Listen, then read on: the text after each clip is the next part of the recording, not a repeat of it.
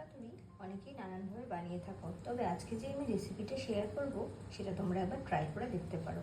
আমি নুন, হলুদ আর লেবুর রস চিপে মাছটাকে ঢাকা দিয়ে কিছুক্ষণের জন্য রেখে দেব।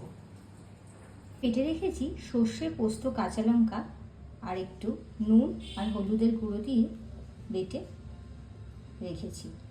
তোমরা চাইলে এর মধ্যে 4-5 কোয়া কাজু বাদাম অ্যাড করতে পারো, কিন্তু আমার বাদামের প্রবলেম বলে তাই জন্য আমি বাদাম অ্যাড করিনি। বাটা মশলাটা ছিল সেটা এর মধ্যে এবার ঢেলে নিচ্ছি। মাছটাকে আবার 8 ঘন্টার জন্য ম্যারিনেটে বসাবো। যত ম্যারিনেট করবে ততই খেতে স্বাদ হবে। হালকা তেল দিয়েছি, এরপর দেখো কলা পাতাগুলোকে সেঁকে নিতে হবে।